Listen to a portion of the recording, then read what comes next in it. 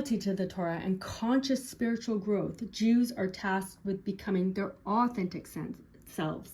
Okay, not overdeveloping your ego. Okay, overdevelopment of the ego also results in different identities.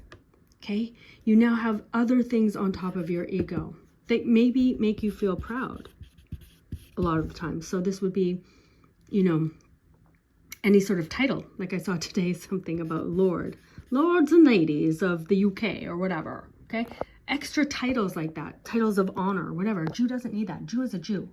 Okay, the less complicated you make that, the better. What kind of Jew? Hasidic Jew. What kind of Hasidic Jew? Chabad, Breslov, whatever, all the different types. So all the different types. Extra things that we don't need as Jews. Okay, so not developing the ego in that way or in any other way. Also secular Jews, like, you know, social media egos or presence or personalities. Okay, and not following just your base desires. This is more understanding the purpose of your life and living according to that to develop your soul, your authentic self. Okay, and part of that is becoming righteous because you have to do it in the right way, not just thinking that you're a good person based off whatever sort of information or knowledge you have, but based off the wisdom. So the Torah introduces humanity's dual nature, balancing base desires and spiritual aspirations in Bereshit, where God, Hashem, warns Cain, sin crouches at the door. Its desire is towards you, but you can rule over it.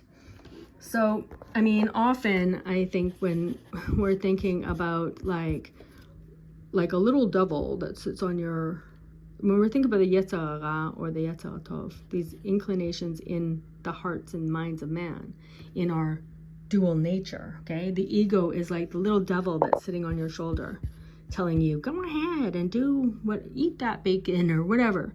It's good. You can, you know, worry about it later. Or don't worry about it at all. Or an angel.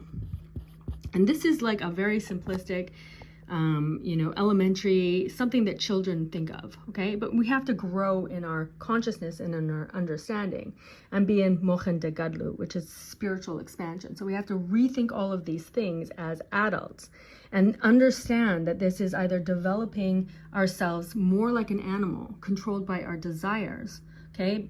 And this is the nature. This is the nature of the body, which is part of our reality. It's the physical part. But we have another nature, the soul, which is more the spiritual part, okay? And we need to understand that in our reality, because it's more physical, more material, that we're being pulled down to this level, okay? So, but we can rule over this. This is the whole concept also that we talked about when we talked about the difference between Melech and Kelev.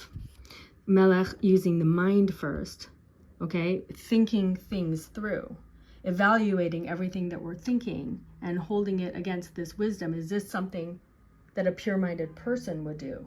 Okay, a righteous person would do, yes or no. Okay, and using your head first, not your heart first, like a dog would do, like an animal would do. It feels good, it feels right. This is the right thing to do. It's good to do mitzvot. It's good to do mitzvot.